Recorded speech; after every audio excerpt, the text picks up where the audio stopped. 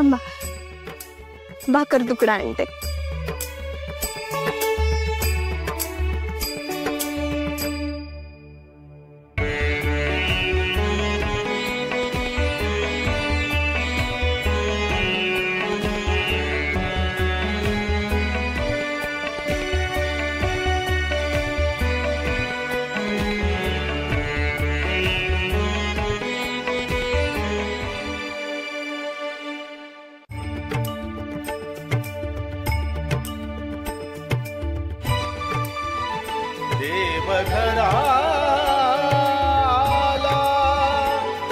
भक्ती सन्माने पूजिला देवघराला, भक्ती सन्माने पूजिला.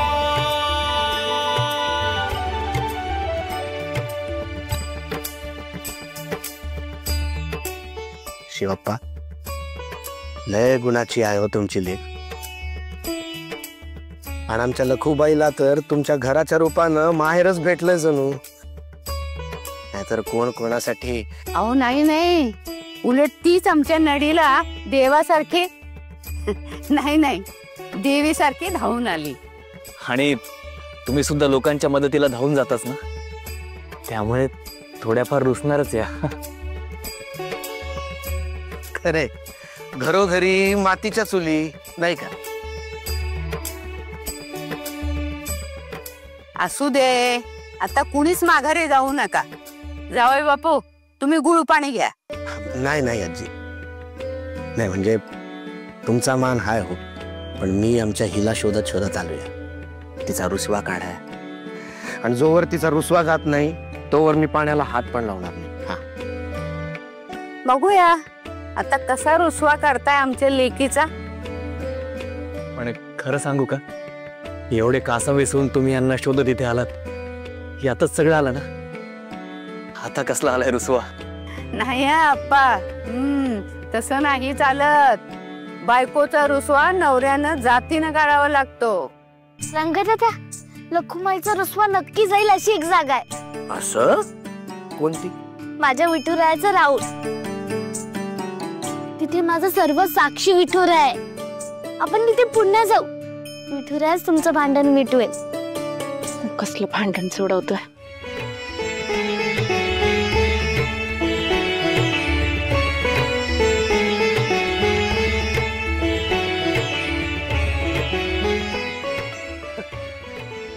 लय अवघड जाणार आहे हा रुसवा काढणं.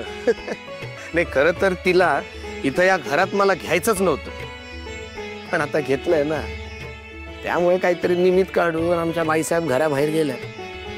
काय नाही, ते वाळवण घालायचं होतं म्हणून बाहेर आले.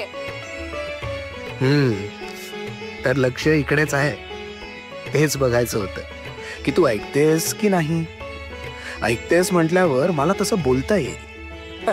नाही काय ना भाऊ, परमेश्वरानं प्रत्येक माणसाला एक खास शक्ती दिलेली असते.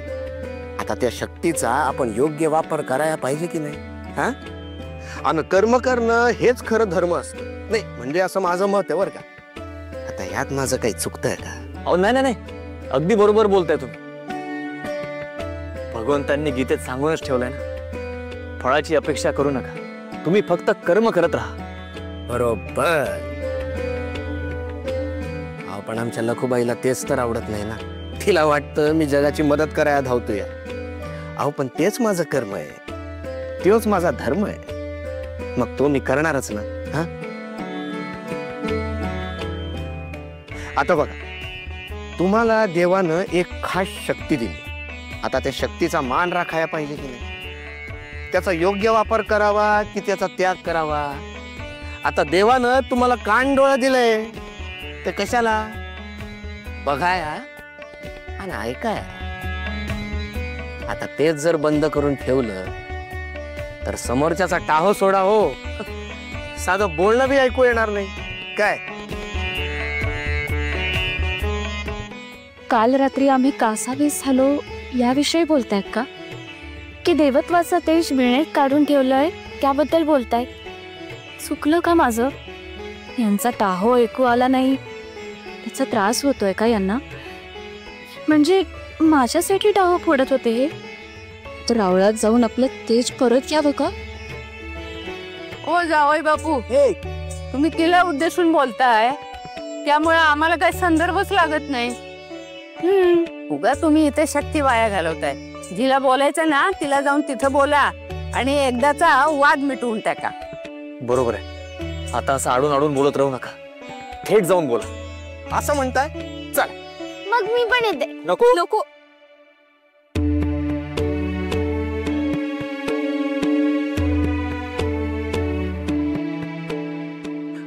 रंगा दादा, तुम्ही जा.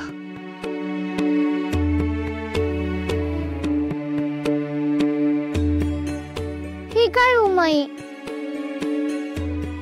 मी का नाही जायचं? अगं, त्या दोघांमधली गोष्ट नाजूक असते आणि ती गोष्ट त्या दोघांनीच सोडवायची असते. म्हणजे कट्टी दोघांची असते की नाही, तशीच बट्टी पण दोघांनीच करायची असते. त्यांचं बोलून झालं ना की मग तू जा.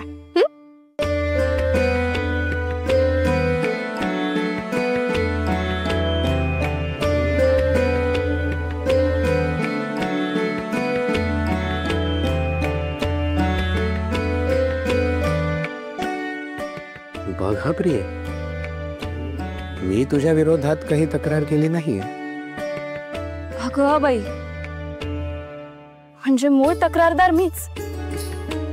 माझ्या दुःखाची दखल घेणं दूरच राहिलं, उलट आपलंच वागणं कसं बरोबर आहे हेच मिरवणं चाललंय.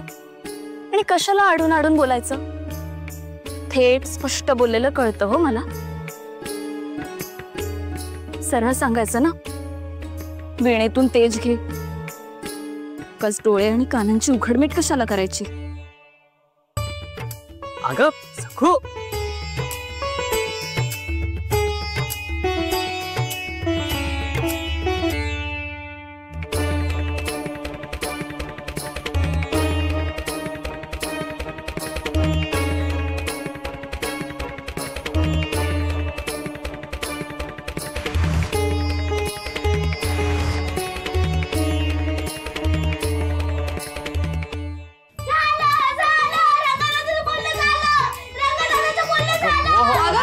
अगं सखो,